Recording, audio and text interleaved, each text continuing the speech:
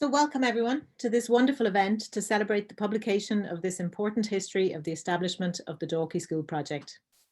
I hope those photographs have set the scene for you as we transport you back to the 1970s in South Dublin, when, to quote one of our contributors today, a small group of people did extraordinary things and changed the world in the process. I want to congratulate the author, Professor Áine Hyland, on completing this important book, which, as well as providing a comprehensive and accurate account of the process of establishing the country's first multi-denominational school, also provides interesting insights into the process of change in Irish education, as well as being a really good read. As well as Áine, we're pleased to have Desmond Green with us here today. As well as being a co-founder of the school, Desmond assisted Áine with the book, and we also have a recorded contribution from another co-founder, Michael Johnson. It's important that we hear from some of the pioneering pupils in the school. We have Owen Fahey here with us today, as well as some short contributions from other past pupils. We also have a video contribution from a former chairperson of the DSP, Jonathan Westrup, who will read a letter written by President Michael D. Higgins, which the President wrote specifically for our event today to mark the occasion. Miriam Hurley, current principal of the Dalkey School Project, has also recorded a short piece for us, and we're especially delighted that journalist Emma O'Kelly will launch the book, putting the foundation of the Dalkey School Project in context and touching on its impact in terms of the education system as it is today. At the end of our event, Emma will host a conversation with Áine and Desmond and Owen so that we can reflect on the process of opening the Dalkey School Project and consider it not only as the opening of a school, but the foundation of a movement for change in Irish education. Two housekeeping things to note. The launch is being recorded for Educate Together's archive. And you'll see there on your Zoom panels that you are able to pose a question in the Q&A section. And please feel free to leave either a comment here for the authors or to pose a question. And if we have time at the end, we may be able to get to put some of those questions to our contributors, but no guarantees there. But please feel free to post any comments there. To start with then, let's hear from Michael Johnson. And then let's view some footage from Educate Together's archive of the early days of the Dalkey School Project. In the book, Michael Johnson is described as a central figure in the story of the Dalkey School Project. He was one of the first television producer directors with RTE in the 1960s, and his media knowledge was crucial to the campaign to establish the first school. Michael went on to be an early chairperson of Educate Together in 1984 after the national body was set up. So let's hear from Michael.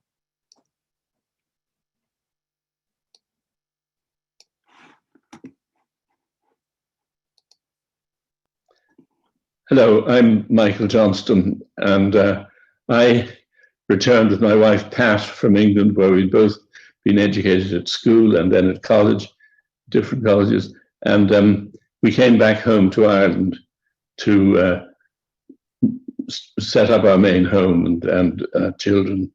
Some of them had been born already and some of them were still to be born. And we one of the things we suddenly found ourselves in was amongst a group of very interesting people. And one of the particular interests was the fact that children were all going off to segregated schools. Now, it's not that we did anything against segregated schools, those people who wanted that for their children, but for those who preferred to have children educated together, it was an amazing project to try and make the administration understand that this was something that was needed here in Ireland.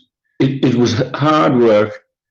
It needed a lot of thinking out. Bill Hyland, as Áine's husband, was very much what I would call the guru of the whole thing. He was the one who really thought out not 10 paces ahead, but 100 paces ahead of all the things we have to do.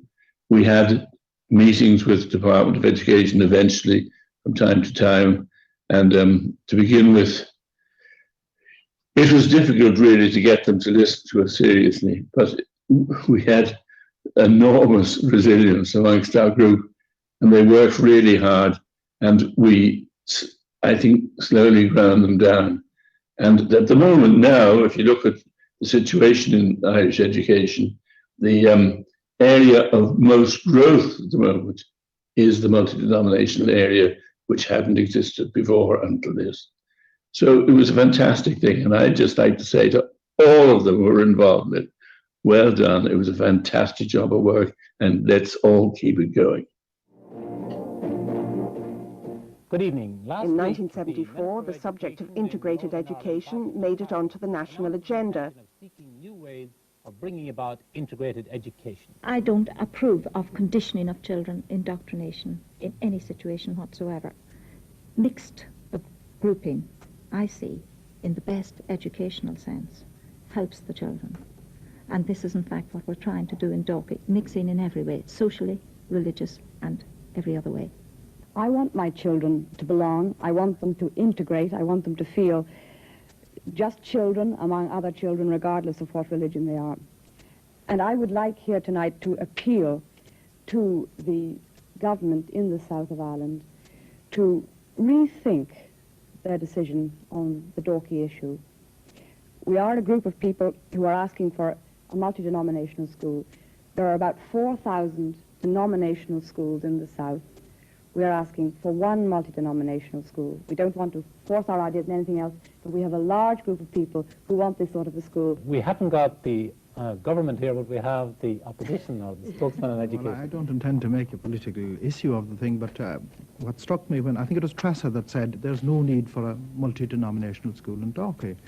Well, surely the people who should decide that are the parents themselves, who say they do want it, and consequently, they should have it. This is why. 3 years later, shortly after taking office as the next Minister for Education, John Wilson gave the go-ahead to a battle-weary DSP delegation for a pilot multi-denominational school.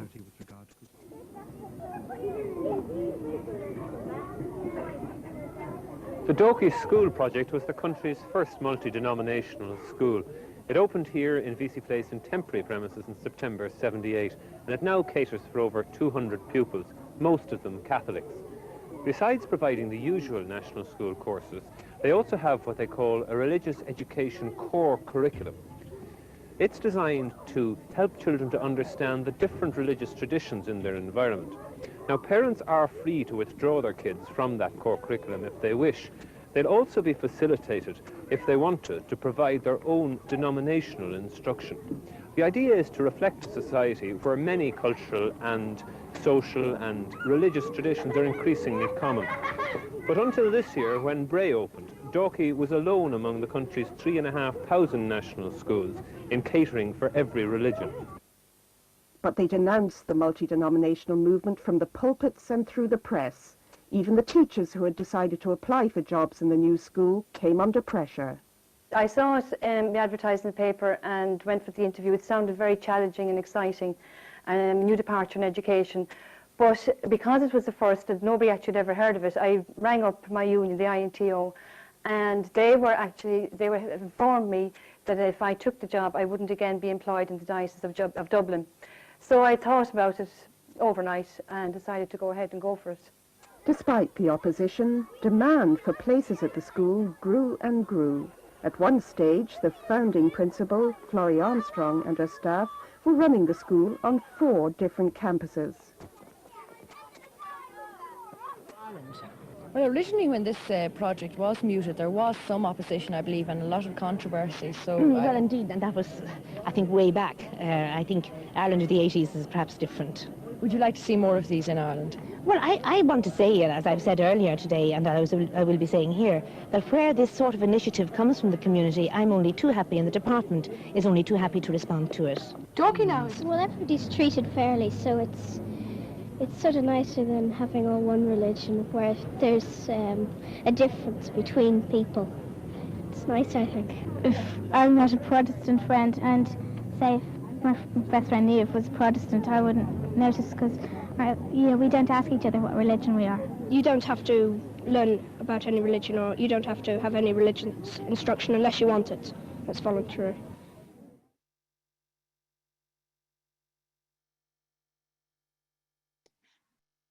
So fantastic clip there. I hope you feel well and truly sorted into the 1970s now. Great to hear from Florrie Armstrong, such an important figure, the first principal of the Dalkey School Project. I think that gives us a glimpse of the social and political challenges facing this group of parents as they strove to set up a school where their children could be educated together. The book illustrates how the campaign was very much a family affair. And in this next clip, we will also hear from 3 of the first pupils from the school, Áine Hyland, Siobhan O'Brien Green, and Anna Johnson.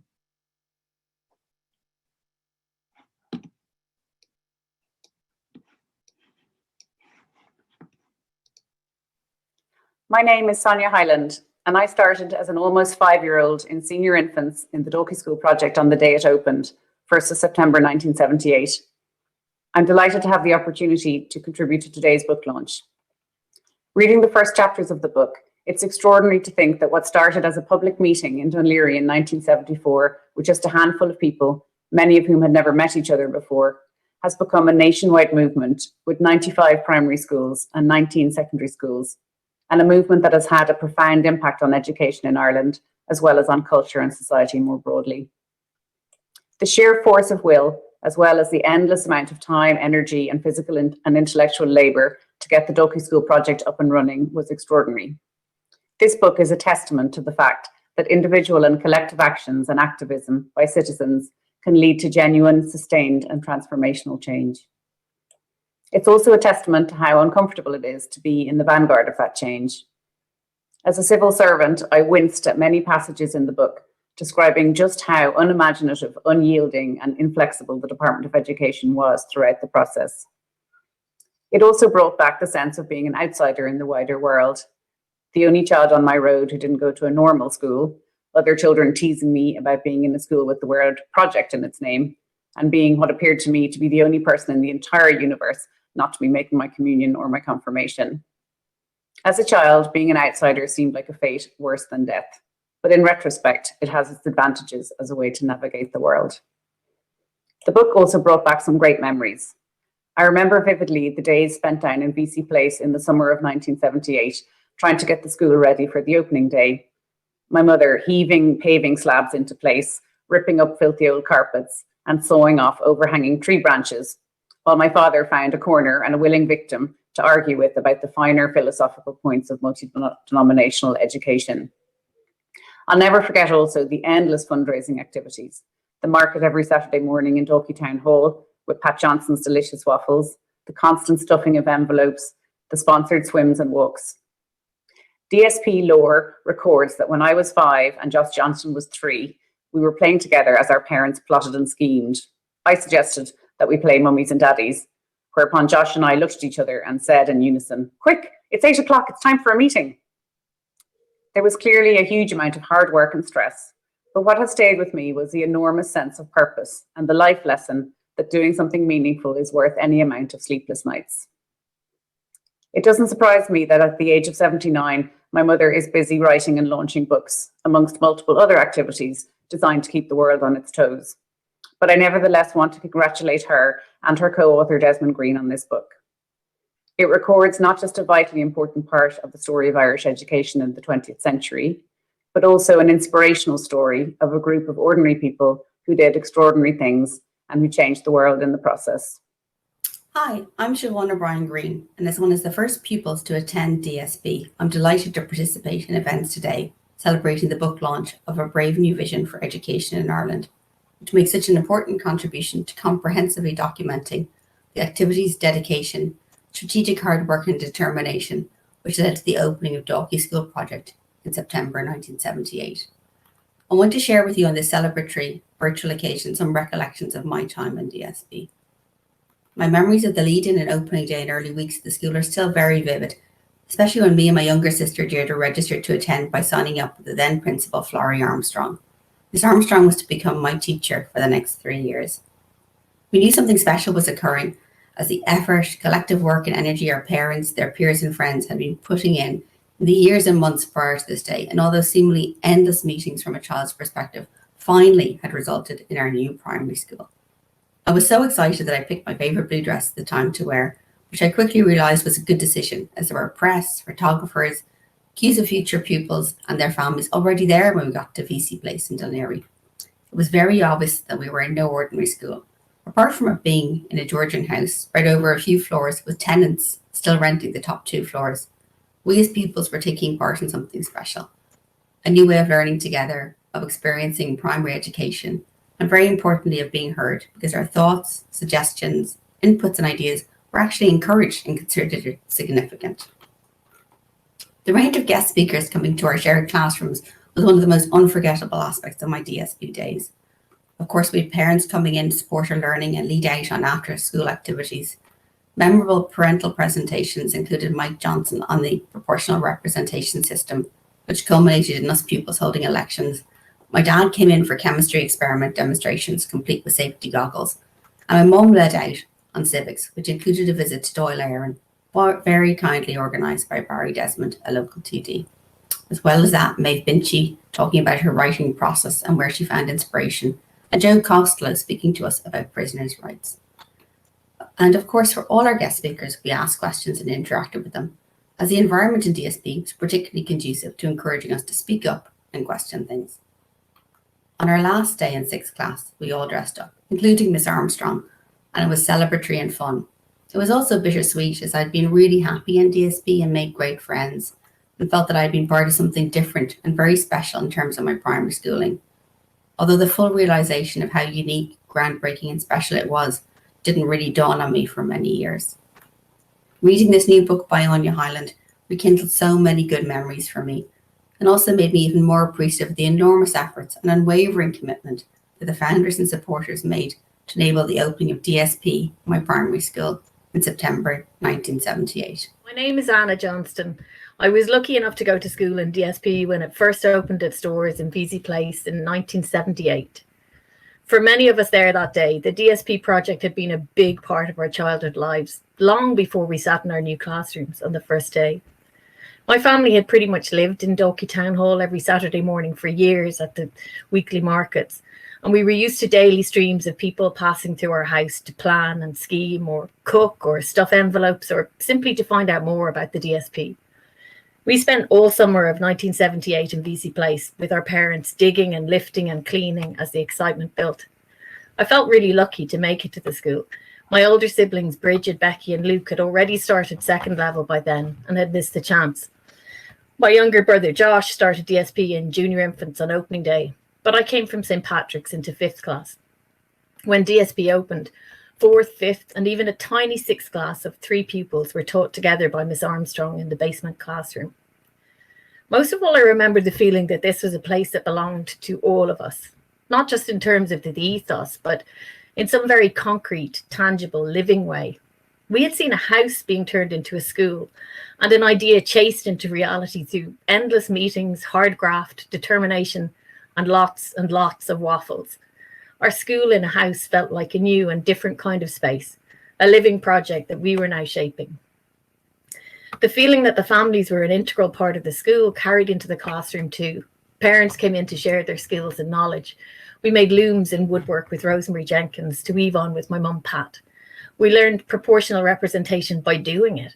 After intense campaigns with party manifestos and debates, class elections were followed by a PR count conducted by students and meticulously overseen by my dad, Michael Johnston, in full electioneering flow. In the classroom, Florrie Armstrong made room for independent and creative thinking. In fact, she insisted on it. So discussion and group work were always lively. Religion was a dynamic subject. We visited mosque, synagogue, church, and meeting house, and the people we met took time to take our questions very seriously. In St. Patrick's Cathedral, I read a poem at the Peace and Reconciliation service for the Pope's visit. And in one of our school plays, we killed the teacher to the soundtrack of Pink Floyd's Another Brick in the Wall. Our active involvement, the emphasis on questioning everything and thinking for ourselves, a crazily wide variety of experiences and encounters, and that sense of shared ownership made DSP a really exciting school and project to be part of. It has been so lovely to revisit that time as Áine's book took shape. In my parents' house, reading the draft sparked up hours of memories, laughter, stories, and discussion. It reminded me of my own days in DSP and the impact it made on me, but also our wider DSP community and the amazing efforts, talents, and determination of the people that made it all happen. I feel so proud to have known and loved and been nurtured by this diverse community of trailblazers with big ideas, open minds, and a powerful sense of humour and humanity. Many thanks to Áine for bringing us back there and telling the DSP story. Thanks indeed, Áine, and thanks too to Sonia and Siobhan and Anna there. Some great stories, a lot of meetings, a lot of people talking about a lot of meetings. So we're delighted to have with us today Owen Fahey, who's also one of the first past pupils of the Dalkey School Project. And I was just going to pose a couple of questions to Owen. I'm sure you remember the meetings too, Owen, because of yes. Your parents, I believe, Helen and Hugh Fahey, were also involved in the campaign. I believe that Helen was quite a central figure there. Do you have any other memories of the campaign other than the endless meetings? Well, apart from the endless meeting and the waffles, you really had to be there for the waffles on the Saturday market. I mean, there was so much more to it, the ups and the downs. Obviously, the envelope stuffing, endless sort of publicity campaigns, and literally envelope stuffing and stamp licking that went with it. I suppose one thing that wasn't mentioned that's worth mentioning was the survey, because a key part of it, and it's explained very well in the book, of course, was that in the early days of the project, they surveyed. The DSP surveyed, I think, I'm almost sure it was 1 in 4 houses within, was it 1.5 or 2 mile radius of Dalkey Town Hall, and that was a mammoth logistical operation. I mean, really sophisticated, and this was the 1970s. But to have that thing with the statistical accuracy of the survey being overseen by Bill, of course, Bill Hyland, with his credentials and so on. What I remember about that, apart from the walking around with my parents collecting completed surveys or dropping blank surveys into houses. And the clipboards and all the paperwork that went with it. What I remember as well was the knowledge, and even at the age of what, it must have been 8 or 9 at the time, the knowledge that if you did anything wrong, there were people out there who would seize on the mistake. So everything was being done with a great sense of almost nervousness, or a great sense of adversity, that the vested interest, so to speak, would jump in if anything was not done correctly. Even at that age, I was really aware of it. But yes, there was the constant stream of meetings. I mean, I spent so many hours down in Burdale Avenue in the Johnsons, or up in Maples, wasn't it? With Áine and Bill's house, running around with their kids, some of them you've seen today, while the parents were in the meetings. I remember being in on that, and there was a fairly, I mean, it just took over really, like, but in a good way, not in a bad way. But it really did take over family life in those days. The meetings, the phone calls, and the rows from time to time. You couldn't have an organisation that was as complex as this and fought as hard as they did for what they did without the occasional rows. I remember those two, and the dark moments. There'll be a letter. There seemed to be an endless series of letters from the Department of Education that would refuse this or that. I was too young to know the details, but I remember there would be an air of gloom, and the phone would ring, and somebody would say, "Oh," would read out the letter from the department refusing this, that, and the other thing. And the occasional moments of hope when less commonly, but when a letter arrived from the department with something positive to say. I remember wandering around a field in Glenageary, where apparently some road was going to be built, and just off the road there was scope for a school, and talking about that. And I think that was around, well, it would be in the book, I think that was around 76. So it was many years before the school was ever built, but wandering around up there in Glenageary before the bypass was built, for people who know the school well. And the other thing I remember, even at that age, being really conscious of opposition from the church and the establishment. I mean, you might think it was too young to know, but we really were. And whereas I don't remember any instance like preaching from the pulpit, so to speak, I do remember sort of leaflets in the door from the various sort of, well, I don't know what they were quasi-anonymous, but very critical and harsh leaflets about the work the DSP was doing. And you always had this sense of forces out there that were really very opposed to what was going on. So all that was going on, and it really, as I said, it took over family life, but not in a bad way. It was a fascinating period for me, and something I remember vividly, and obviously will for the rest of my life, I hope. Yeah, it must have been. It must have been. In the book, you're quoted as saying that you recognize the significance of the project, even though I think you were maybe around 5th class age. I mean, you were not more than 9 or 10, I suppose, when the school opens, and that maybe you were aware of the wider significance of the project even at that age. Well, yeah, I mean, if you remember back to the 70s, in terms of the troubles in the north, I mean, that was one of the worst periods in the 70s. So even as a 10-year-old or younger, you couldn't not be aware of what was going on up there. It was all over the news bulletin on a daily basis, that this, that, or the other murder or violent incident up there. You mightn't have followed the politics, but you certainly knew what was going on. And dare I say that even as a 10-year-old, it was possible. Indeed, maybe it was easier as a 10-year-old to understand that where Protestants and Catholics were fighting each other, that part of the problem might be that they don't see each other. They had nothing to do with each other on a day-to-day basis because they were educated separately. It really isn't a hard concept to get.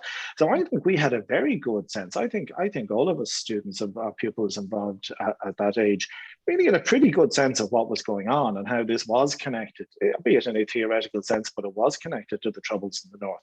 And that it was our parents and the other founders of the DSP that were looking, I think, a huge part of the motivation. I mean, Áine will spend Desmond and other people here today will speak to this better than I can, but I think it was a huge part of the motivation was what was going on in the north. Certainly as a pupil, I felt that. And as I say, it wasn't a difficult concept to grasp, that bringing people together and educating them in the same education system would surely help them not to kill each other. I mean, to put it in really, really basic and crude terms, but it wasn't hard for a 10-year-old to understand that. We did understand that. I mean, that's not to say that we didn't also understand that we didn't want homework tonight and that we didn't want to just score a goal in the school in the match at lunchtime or whatever was going on. I didn't enjoy the game of chasing. I mean, we weren't terribly serious. We weren't all, or any of us, terrible nerds that we were obsessed with what was going on in Northern Ireland. We had our day-to-day concerns as well, but we did understand the significance of it. It as I say, it wasn't difficult. Yeah, it's such an important development at the time. Thanks for that. You might join us again later. I think Emma O'Kelly is going to chair a little bit of a panel session later on, so stick around. We might have some more questions for you. For now, we're going to hear in a minute from the principal of the Dalkey School Project today, Miriam Hurley. But before that, we're honoured to have a letter from President Michael D. Higgins that he wrote specifically for today's event. Michael and his wife Sabina were active supporters themselves of the campaign to open an Educate Together school in Galway in the 1980s. And the title of the book, A Brave New Vision for Education in Ireland, is taken from a speech made by President Higgins at Educate Together's AGM in Donabate, Portrane in 2016, where he spoke about the contribution that Educate Together has made to education in Ireland over the past 40 years, and also about the courage, commitment and pioneering nature of the founders of the movement. And in this video clip, the President's letter is read by Jonathan Westrup, another keen volunteer in the network who was chair of the Dalkey School Project until recently, and who, I think, like me, very narrowly missed out on being a pupil in the school. So here we are with Jonathan Westrup reading a letter from President Michael D. Higgins.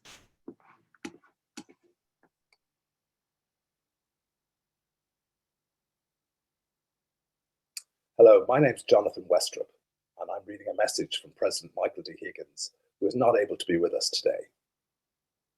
May I send my best wishes to all those attending the virtual launch of Professor Áine Hyland's A Brave New Vision for Education in Ireland, the Dalkey School Project, 1974 to 1984. When future educationalists and historians look back, Friday the 1st of September 1978 will be viewed as a milestone in Ireland's educational history. It was on that day that our first Educate Together school opened its doors to 90 pupils and 3 teachers in VC Place, Dunleary. Like so many milestone moments, it was the culmination of a long and often difficult journey undertaken by a group of remarkable people with a shared vision for a better future, and children of all circumstances being educated in conditions that were pluralist and inclusive. The founder members of the Dalkey School Project imagined an Ireland where children of all religions and none could share a classroom and a school ethos, growing and thriving in an inclusive, all-embracing and open-minded environment. They also worked with inspiring commitment and determination to transform that ideal into a lived reality. Today, many thousands of Ireland's citizens can proudly call themselves pupils or past pupils of Educate Together schools. Wherever their futures have or may take them, they will always remain, I hope, defined by that spirit of shared humanity and respect for the richness of difference that lies at the heart of the Educate Together philosophy. That is such a wonderful gift, enabling to truly flourish and become active and inspiring citizens who can bring about real transformation and build more tolerant and inclusive societies. Almost 5 decades now separate us from that long ago autumn morning, when the first pupils to benefit from the Educate Together ethos first walked through the doors of the Dalkey School Project. Across those years, Educate Together has gone from strength to strength and now occupies a respected and important place in our education system. Sabina and I treasure our personal involvement in the movement from those earliest years. As a nation, we can be greatly indebted to the pioneering people who brought such a wider understanding to our view of education. I thank and pay tribute to all those who played a role in so many different ways in bringing the Dalkey School Project to fruition. It has proved to be a brave and groundbreaking project that has borne much fruit, enriching our society and leaving a profound imprint on the educational landscape of our nation. Sabina and I send our warmest greetings and congratulations to Professor Hyland, indeed to all our friends in Educate Together. And our thoughts are, of course, also with the legacy of the late Bill Hyland, of whom we have the warmest memories. Gura Mila Mahagat Goler, Bear Bannocht, Michael D. Higgins.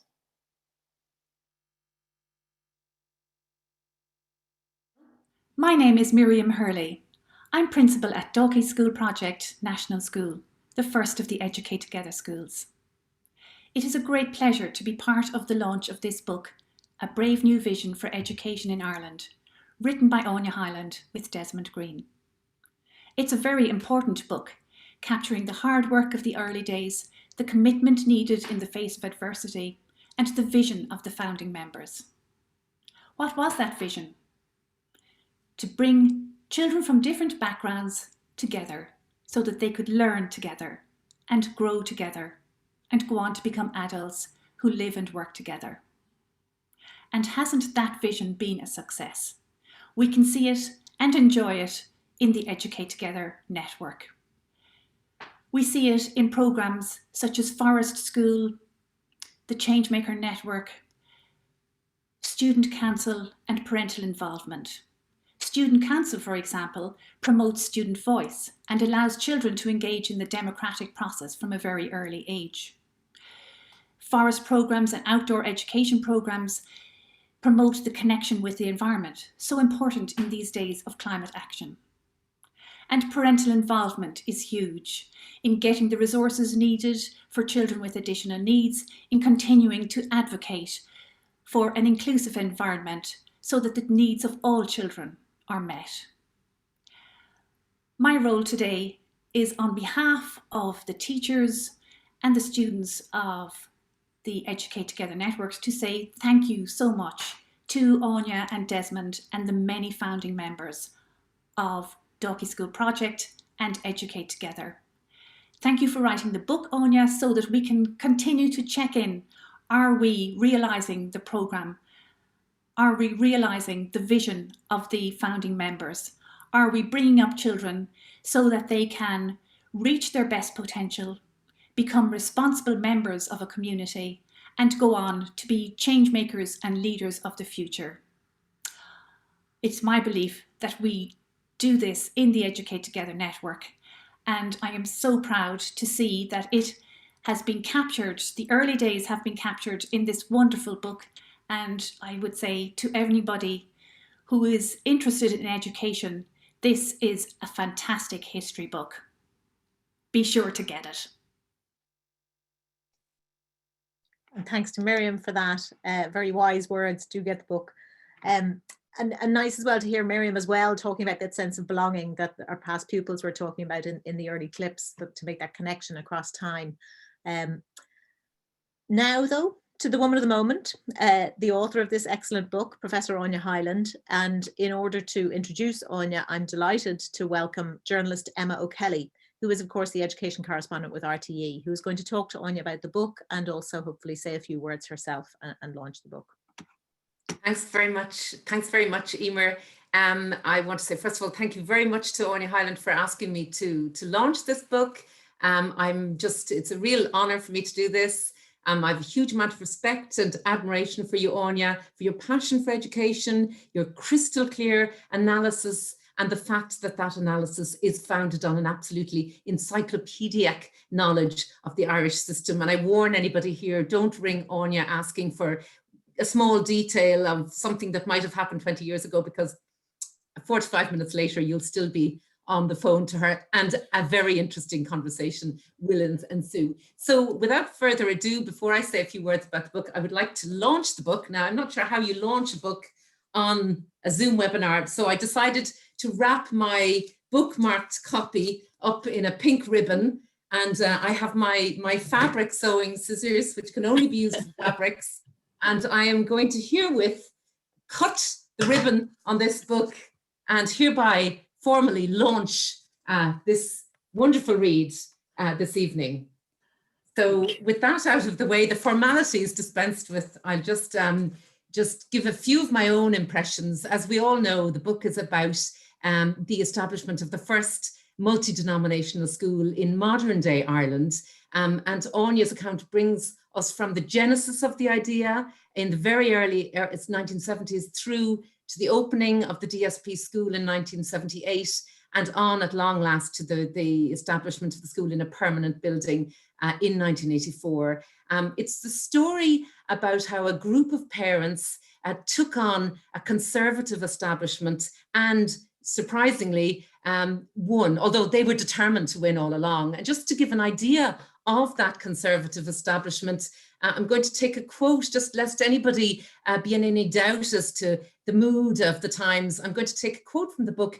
Even the teachers' union, the INTO, was opposed to the notion, and the union in an editorial in its, which is quoted in the book, in an editorial in its magazine on Múntóir Náisiúnta, it says, "Let us get back to basics and face the fact that religion is the most important factor in a child's education. Remove religion and you remove God and you remove morality."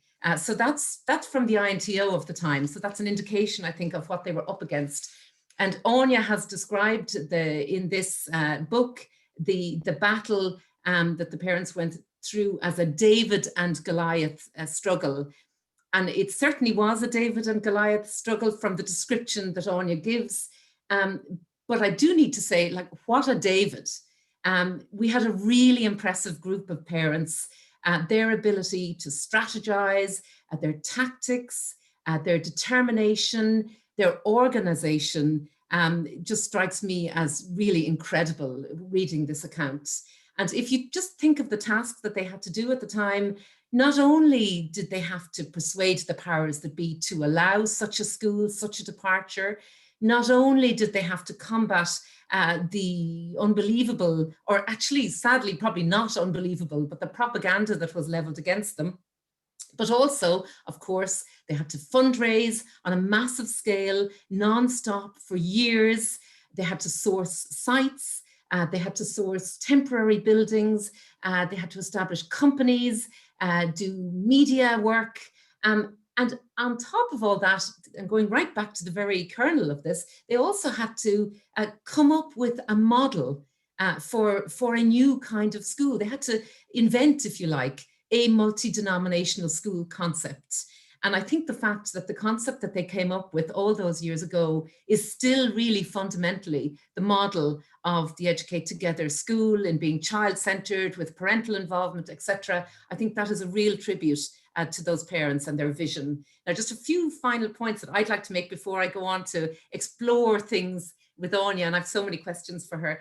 Just strategy and tactics. We had a very highly educated, very influential, well-connected, knowledgeable group of parents, but also, and this is something that Michael Johnston, who was of course such a pivotal figure, seemed to point out quite a lot according to this book. He warned against getting bogged down in a very bureaucratic approach. And Áine writes about him insisting that rather than spending years talking about general principles, and this is a quote from him, "We must get the first school into existence." So this was a campaign that was very much based on action. And I think that's a very important point. Another thing that really interests me is the role of women in the establishment of the DSP. And Áine writes about a campaign that was run by parents, by families, by fathers and mothers. And she makes one fascinating point about women, and this is the marriage bar, which of course meant that women who had been working in the civil service, women like Áine, like Helen Fahey, another parent who was very involved, Owen's mother,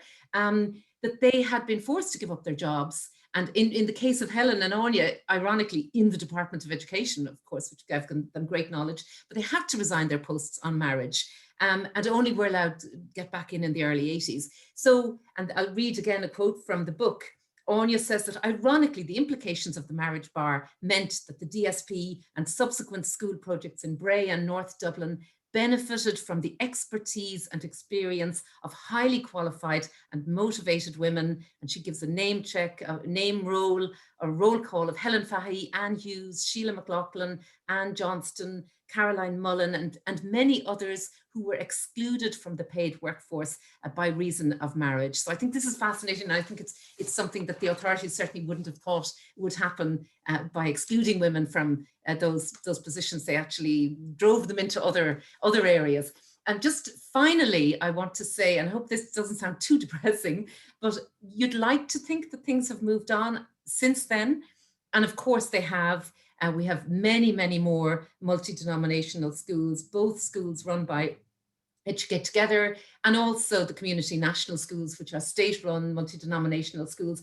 But I have to say that as I read this book, I've also found too many similarities between way back then and now in terms of the obstacles that parental groups, for example, and school communities can still continue to face when they want to establish schools or continue with schools that are multi-denominational or non-denominational, and that's another thing entirely. But if you take, for example, Áine describes in March 1975 an anonymous pamphlet that was sent out called "Have the Snakes Come Back?" attacking the notion of multi-denominational education. And you'd love to think that that's something from the dim and distant past. But if you think 2 years ago in North Dublin, we had a very similar situation where there was talk of divesting some Catholic schools to multi-denominational patronage.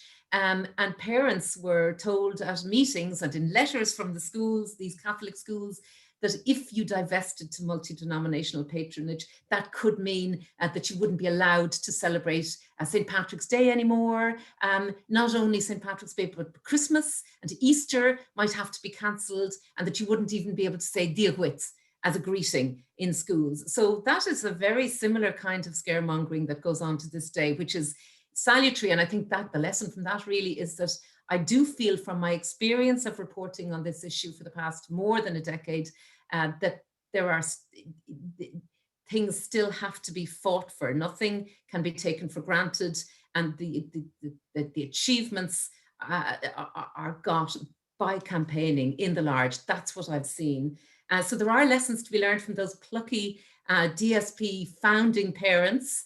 And now I'm going to ask Áine, one of those plucky founding parents, and also, of course, a woman who went on to have an illustrious academic career in the field of education, to join me now and to maybe answer a few questions. I have tons of questions, Áine, but I'll limit myself. But I might ask you, first of all, why did you decide to write this book? Is it something you've been meaning to do for a very long time, or what spurred you on? As a founder member and an educational historian, I realized it was important that there would be an accurate account of for generations to come about the setting up of the Dalkey School Project and of Educate Together. And when the school opened in 1978, as you said, I was aware of its historical significance. It was the first multi-denominational school since the foundation of the state. And then 40 years later, in 2018, Michael Johnson and Desmond and I sat down and talked about the need really to have an accurate record of how it had come about and what the issues had been. And I agreed to have a stab at it and to start writing. And fortunately, I got a lot of support from a lot of people in the subsequent years, and I want to thank them all. And was it, I mean, one thing that I was struck by was the amazing records that you had. And I think that was, a lot of that was down to you, Áine, keeping notes meticulously. But can I ask you about the process of writing then, of sourcing material? Obviously those notes must have been invaluable, but can you tell me a little bit about those? And also, where else did you get your information? Okay, yeah. Well, when back in the 70s, I was secretary initially to some of the early meetings, and then I was secretary of the Board of Management for the first 6 years. And as I had got interested at that stage anyway, I was doing some research myself for my master's in education, and I realized how important well-documented minutes were. So I kept the minutes. I wrote the minutes of all those early meetings, and there are I counted over 500 pages of minutes when I started to read them. So we had very accurate, very carefully written minutes of all those meetings. Helen Fahey also, she was secretary of another one of our many organizations, and she also was a very good minute keeper. So when it came to the writing it up, Michael Johnson then, for over a 40-year period, he kept all the documents very carefully. The minute books, we have 6 or 7 minute books for the period. We have all the correspondence, all the speeches he had given. Desmond and I also kept some material. Desmond kept all the building files and the survey files. I had a lot of background material on the survey as well. And we had tapes and we had contemporary interviews, some of which you've seen here today. So basically, our side of the story, if you like, the Dalkey School Project side of the story was accessible, very easily accessible to me at that when I started. I was very anxious to get the other side of the story. As a historian, I really would have liked to have got the full picture from the Department of Education side. I had the file numbers, I knew exactly what I was looking for. So I spent some time in the National Archive, but as I anticipated, while there were some files there from the Department of the Taoiseach, which did have reference, because of course the Taoiseach at the time was Liam Cosgrave, who was also the TD for this area. He was not in favour of a multi-denominational school. And but there were papers in the Taoiseach's office, which were now in the National Archive. They were quite helpful. The Department of Education papers have not been deposited in the department, in the National Archive. So I wrote to the department, and before I could sort of negotiate how I might access them, or if I might access them, unfortunately, COVID came and the lockdown came. And I knew at the first lockdown, I thought I would wait. And then when the second lockdown came last October and things were looking very bad in the country generally, I felt, look, I better write this book. Who knows what's going to happen? I better get it written. An imperfect book is better than no book. It's not perfect. It's not complete. I think of it as an incomplete book. And I would certainly look forward to getting access whoever is going to follow on to write the next edition of the book, to get access to the departmental side of the story. A lot of it was, I mean, the objections in the beginning were political to a significant extent with the then Minister Dick Burke, but some of them were bureaucratic as well. Just on that point, Áine, just the objections and the challenges and the difficulties you found, you said some of them were political, some of them were bureaucratic, but how many of them, or to what degree did ideology play a role, or to what degree was the department and politicians of the day influenced by lobbying coming from right-wing Catholic groups, for example? Well, I mean, at the very beginning, there was no, the then Minister, Dick Burke, didn't apologise for his lack of support. He was unambiguous in objecting. And he and, well, maybe not he, but certainly some of the more right-wing groups, the propaganda, you use that word, it was a good word, that they spread the leaflets and that Owen mentioned, there was a lot of inaccurate propaganda being spread that this Dalkey School Project was trying to, and the quote, it was used by a number of conservative politicians who were trying to drive religion out of education, trying to drive God out of the country. And that really was where Have the Snakes Come Back, of course, it was a reference to St. Patrick driving the snakes out of the country. We were trying to do the same thing with religion and God. So it was it was quite distressing. I mean, I certainly found it quite distressing, I have to say. I found it very difficult because I am by nature fairly conventional. My background is quite conventional. My father was working in the Department of Education time. Bill was working in the department. I had worked in the department. My sisters are teachers. We all came from an education public service background. And so for those of us who came from that background and who had a very, very, I had and still have great sort of, I have great respect for the public service and for people in the public service. So I did find it disconcerting personally. That wouldn't have been necessarily true of all my colleagues in the Dalkey School Project. Some of them, you know, thrived, if you like, on the controversy. I certainly didn't. However, having said that, I was convinced we had a just cause. We were fighting for the right thing. how much it was the bureaucracy. It was quite interesting for me too. I learned a lesson there that I've never forgotten. In fairness to the bureaucrats, once the political scene changed, when the politicians, when the Minister of Education and the Taoiseach were again the Dalkey School Project, there was no hope naturally of getting support from bureaucrats, need I say. But when the situation changed, when Wilson became Minister for Education and took the political decision to approve the first school, there were different civil servants dealing with it from then on. So whether there was some change about in the department, and they were very, those civil servants whom we dealt with those first couple of years in the late 70s, 76 to about 80, were very supportive, very helpful. I mean, we had some exceptional help from some civil servants and some inspectors, some of the administrative and the inspectorate staff. And similarly, in the local authority, there were, of course, ideological objectors within the offices of Dún Laoghaire Corporation at the time. But when the councillors came on side, and that was why we did so much lobbying, and the lobbying made a very big difference. And I mean, the 1977 election basically was a huge breakthrough for us because we had worked very carefully on that, and got support. Okay, thank you very much, Áine. I'm going to bring, at this stage, I want to bring Desmond Green and Owen Fahey into the conversation, if I could. And Desmond, if I could begin with you, you are described in the book. I mean, one of the things you were was a Catholic parent. And that was important, obviously, because the campaign had grown for one reason, because it had grown out of a Church of Ireland school.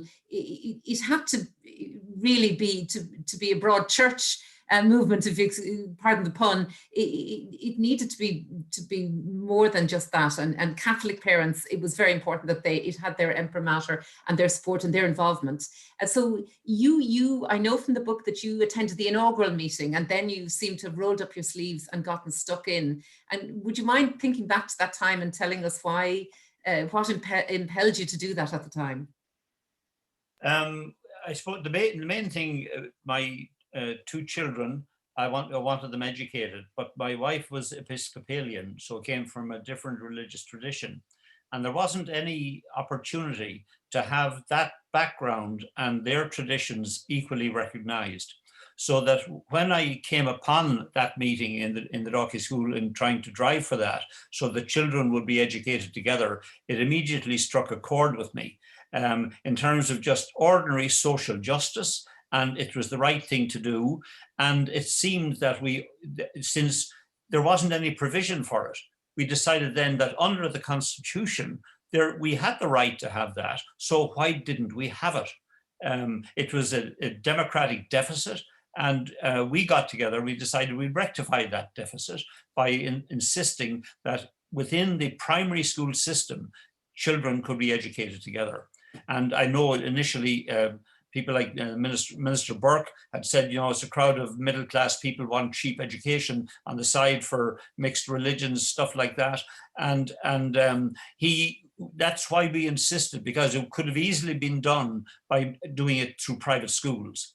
But we felt that it was a constitutional right and should be available to all people and all members of society if they so desired, if that's what they wanted for their children.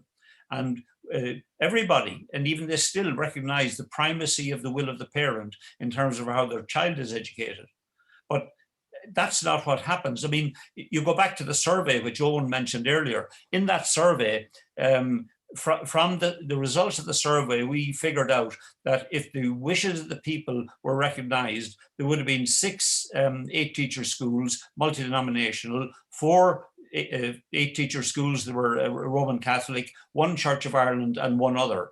Now, if you look at the balance and what has happened since then, remember that since then, we've 90 schools now. That's 2 a year, effectively. There are 3,000 schools. It will take us 100 years at that rate to get to 10% of the total primary schools. That is scandalous. It's absolutely ridiculous. It's a democratic deficit that should not be tolerated. And the fact that there's the ownership question of how schools are owned, property issues and all of that, they can be resolved. There's an issue here about equity under the Constitution. And I think that's what the Dalkey School Project was set up to fight for. We established the right, but 50 years later, we've only 90 schools. And that's why Educate Together needs such support now. People need to get in and stay with it and keep on the fight, support Educate Together, because that journey is still underway. Did you, Desmond, as a practicing Catholic back then, and of course it was a very different time back then, did you experience, as somebody who was pushing this very groundbreaking idea for the time, did you experience any backlash in terms of your own circles for your position? No, not in any of my friends or anything else like that. I think the major issue was that, and I think Áine referred to it, is that when you're brought up in that tradition, and I was brought up in a, if you like, it was brought up in Athlone, so you had a very strong and very powerful Catholic tradition. And there's nothing wrong with that. I mean, but that's a chord within you. But in fact, what was happening was that the enemies, you're saying you're a traitor all the time.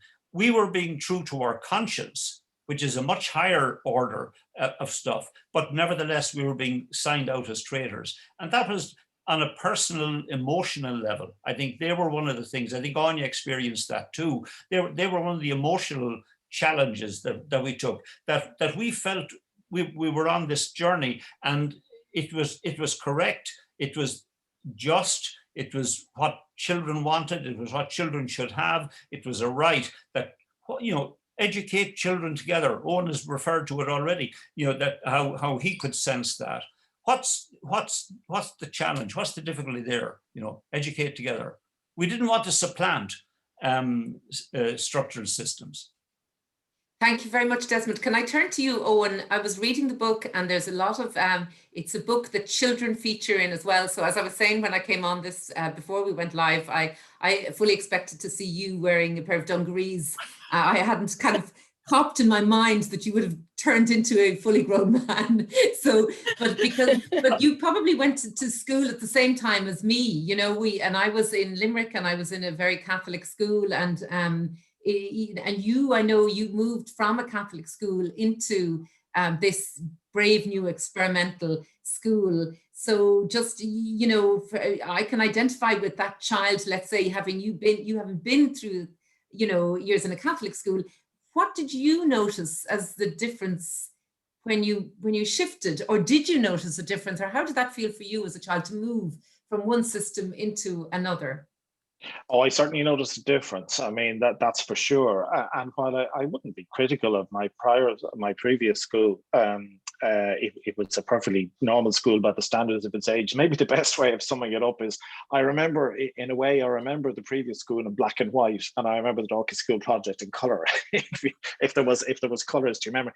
My old school was probably, well, put it another way, the Dalkey School Project in the late 1970s, in those first 2 years that I was there, probably wasn't all that different to a normal isn't quite the word I mean, but a conventional primary school today in 2021 that my kids go to. But it was very, very different to the conventional primary school that I came from in 1977, 78.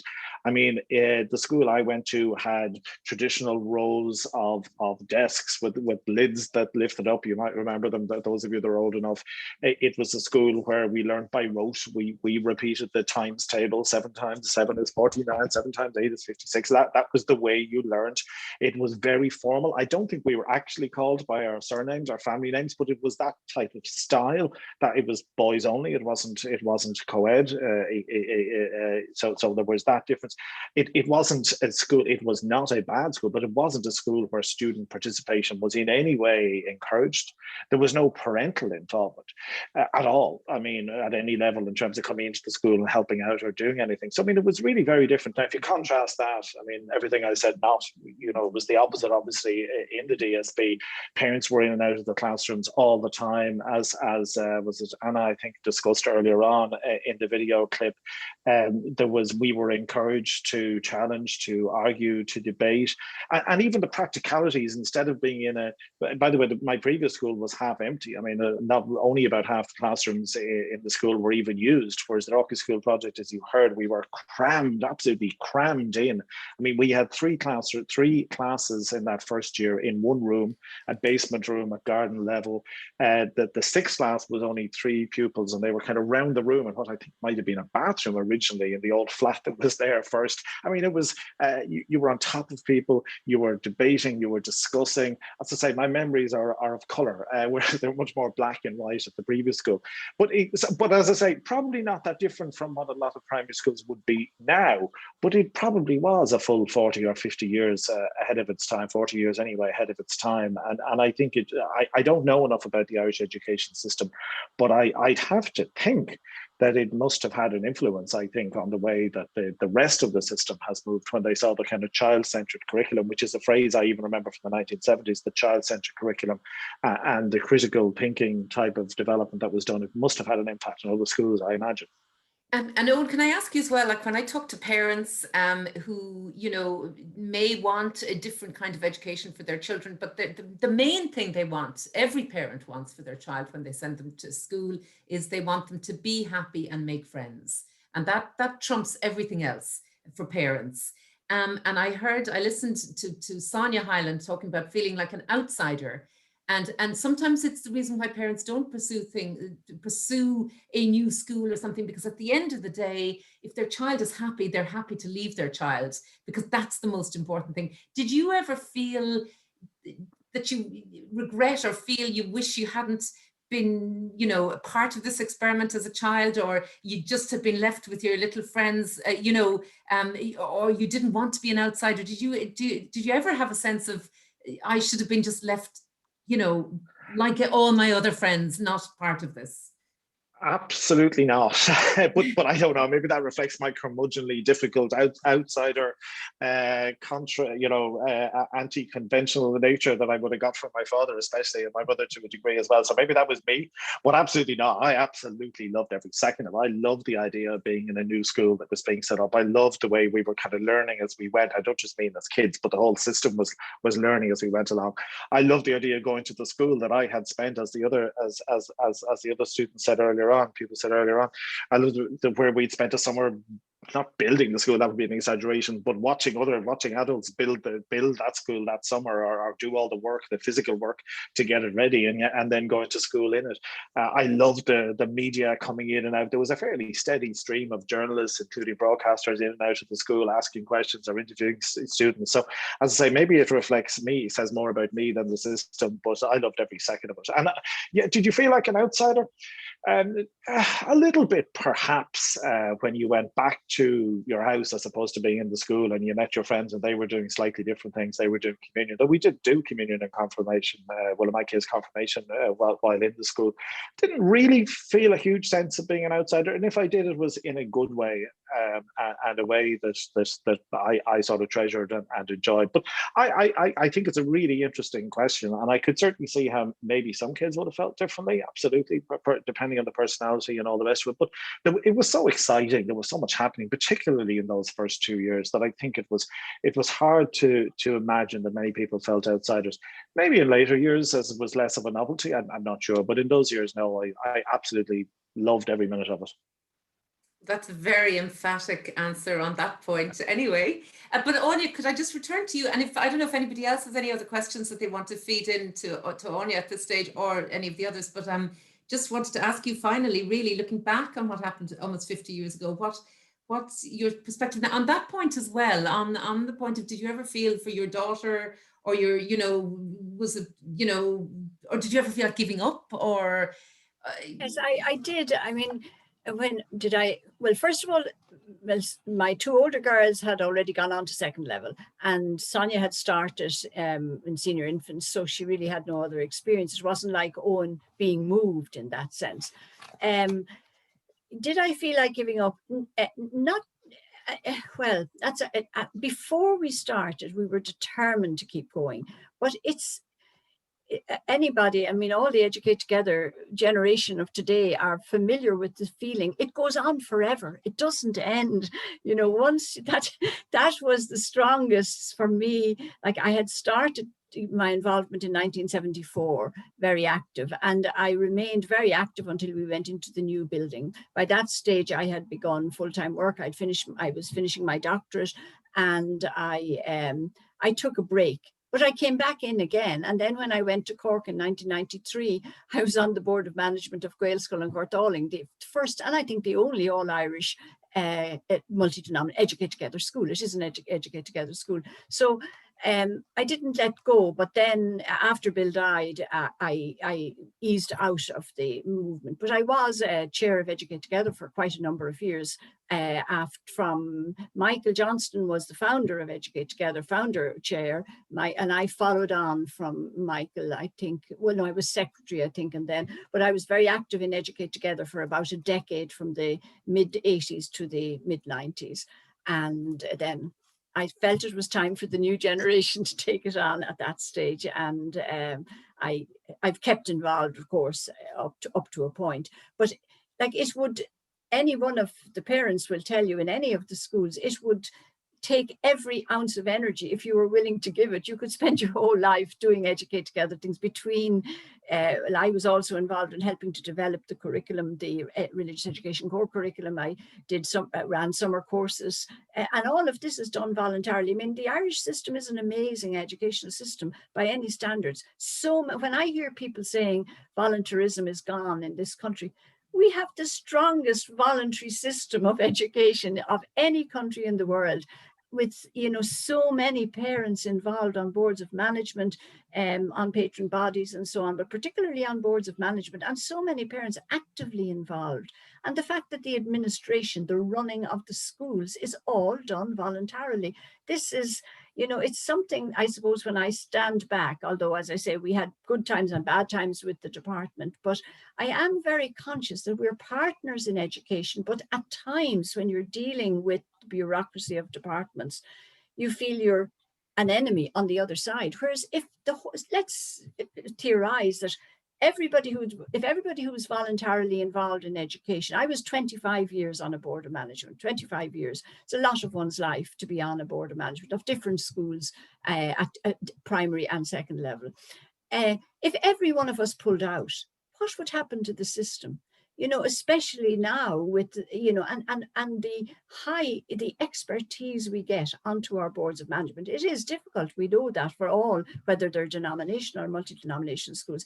But that's the only thing I would sort of occasionally say to the Department of Education if they ask me. Remember, we genuinely are partners. We use the word partnership in education. It is a partnership, and in a way you'd love to be treated as an even-handed partner, you know. Now, I know there are financial problems and issues of fiscal rectitude and so on, but nevertheless, sometimes what is difficult, the difficulties are sometimes when you feel that you are an enemy rather than a partner. Right, okay. Áine, thank you so much. And Desmond, thank you as well. And Owen Fahey, thank you very much. And I might at this stage, I think, hand back to Emer. Is that okay? Thank you. Fantastic. Thank you so much, Emma and Áine and Desmond and Owen. I mean, personally, I could keep on at this all day, but we probably should start to wrap it up at this point. It's been such a lovely event, and thank you all for all of your comments.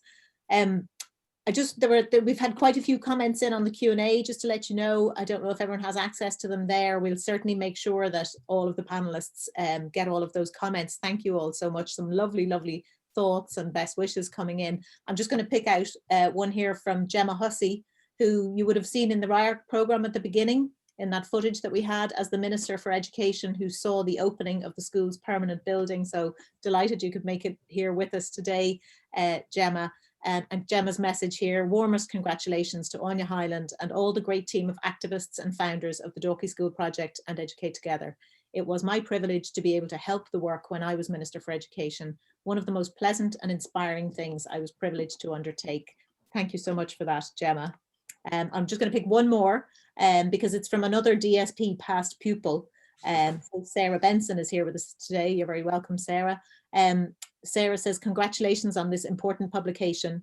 As an alumnus of DSP, I'm so grateful to all the trailblazers who made this then unique education model an option for me as an unbaptized child. My children are now in an Educate Together second level school, which shows how far we have come. Although, as Emma rightly notes, this is not without challenge and still much to do to roll out more. And that's so true. I just wanted to pick it out because I suppose that's where the rest of us come in. You know, I suppose picking up the reins from the trailblazers, and you know, for me now, I really just want to wrap up our lovely event. But just with a couple of comments, I suppose a lot of thank yous. I mean, the book, A Brave New Vision for Education in Ireland, is now officially launched. So I just really want to thank a couple of people. Thank you to all of you for coming along. I think we topped 170 at one stage, so it's great that so many people are interested. I'm sorry it's not in person. I mean, it would be so lovely now to be going into a room to reminisce over a cup of tea or a glass of wine. And maybe we will find a way to do that. We'll certainly try to find a way to do that once we're all vaccinated. But it is still good to come together online. And my first thank yous are actually to Luke and Jerry and Keith in our national office in Educate Together for putting this together and for assembling all the videos and so on, doing such a great job of it. So thanks. Thanks so much to Emma. Not just for joining us today and for your really, really good analysis, but also for your excellent coverage of education for RTE over many years. I mean, I really believe it's a huge benefit to the children and young people in our education system that someone with your knowledge and your understanding of the complex system that we have here in Ireland keeps asking really difficult questions and keeps holding us adults to account. So thanks, Emma, for all of that. Thank you to Desmond and Owen for your time today and your contributions, and to all our other contributors who recorded videos. Really lovely, rich material we had to work with. But most of all, of course, I want to thank Áine. What a giant Áine is in Irish education. Not only for her work as a founder of the Dalkey School Project and for the book, but for all she has achieved since, both in Educate Together and more broadly in her work to make education systems better in Ireland and internationally. In Educate Together with us, she has done so much from her role in founding the school, which wasn't just heaving paving slabs around, of course, but making the case to the department and to public representatives and making it again and again, and for ensuring that important things like planning permission and fire certs were in place and that meetings were properly managed and recorded and that everyone was included and that everyone was heard. And Áine, of course, also played a central role in the early development of the religious education core curriculum, which later became the Learn Together ethical education curriculum. And that required not only pedagogical knowledge and skill, but also endless diplomacy and patience and determination. And now she's given us this book. So all of us across the network are intensely proud to celebrate Áine as one of our founders. And I am personally forever in awe of her achievements and her unending generosity in sharing her vast knowledge and solid common sense. So thank you, Áine. I mean, what is recorded here? Yeah, can I just say a few words?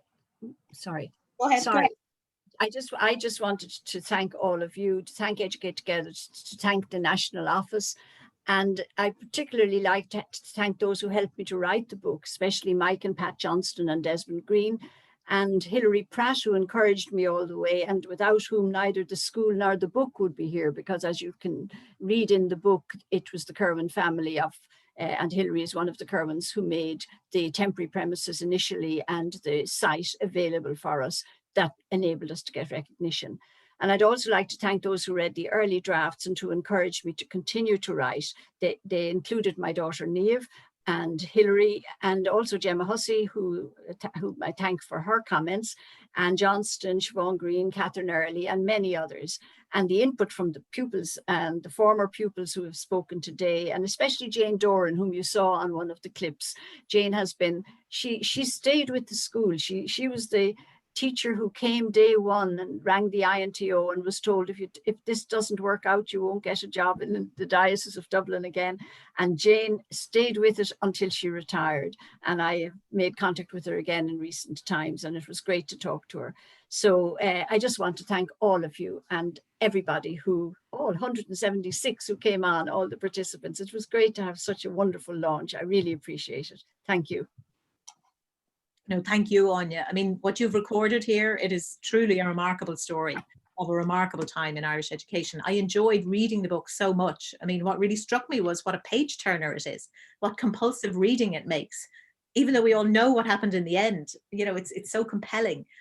And the book is compelling because the story is compelling. And the story of Educate Together continues to be compelling, as some others have touched on here this evening. 1984, when the book ends, was clearly not the end. I understand that Paul Rowe, Educate Together's founding CEO, and my predecessor may have volunteered to document the next period of Educate Together's history. So we all look forward to reading that. But the work goes on today. The mission and the purpose that was so carefully and democratically agreed through all those endless meetings, it's still crystal clear: to provide schools where children can be educated together, where no one is an outsider, and where every child is supported to reach their full potential. And a huge amount has been achieved. There are now 27,000 pupils in 95 Educate Together primary schools around the country, with a further 30,000 or so, we estimate, having already completed their education in the network. And in 2014, we won the right to open the first Educate Together second level schools, after a battle that was remarkably similar to that described in Áine's book, despite the passage of time. There are now 6,000 students in 19 Educate Together post-primary schools, with 2 more due to open this September. And our network is really diverse. So from small rural primary schools to large urban secondary schools, 40% of our schools now have integrated specialist facilities for autistic students. Nearly 20% of our primary school pupils are supported by the DESH scheme for educational disadvantage. At post-primary level, nearly 20% of students speak a language other than English at home, and that brings a wonderful linguistic richness to the network. And as an organisation, we have successfully leveraged considerable support, not just voluntary support that everyone has already spoken about, but philanthropic financial support over the years. And that has enabled us to grow and to develop. Just as an example, a recent investment from technology company Salesforce supported our work to open 12 schools in 2019 and to provide training and ethical education to around 600 teachers. And they're also supporting our new Nurture Schools project with 25 of our most disadvantaged schools. So parents seeking Educate Together schools no longer have to heave paving slabs around and take out loans to buy buildings as they did in the 1970s and the 1980s. But families looking for equality-based options still face challenges. Last year, the Dalkey School Project had 183 applications for 29 school places. And that level of oversubscription is sadly not unusual. So many, many children are turned away from our schools every year. And there are still 5 whole counties, and Emma touched on this, where families have no choice but to send their children to denominational primary schools. Unfortunately, our planning systems for new schools are still far too slow. The Dalkey School Project was 6 years in temporary accommodation. Well, 1/3 of our primary schools and 3/4 of our post-primary schools are still in temporary accommodation. And many schools have had to move multiple times. And our schools face other challenges too in, struggling to achieve the standards of equality and inclusion that they want to because of a lack of appropriate resources. So in the coming weeks in Educate Together, we're going to be launching a new strategic plan, and it's going to outline how we will strive to ensure that schools have what they need to be truly inclusive, so that no child is an outsider and everyone reaches their full potential. The same principles that the founders set out so clearly 40 years ago. The plan will also set out how we aim to work with the Department of Education and other partners in the coming years to make this model available to more families, to finally rebalance the education system, to bring it into line with parental demand.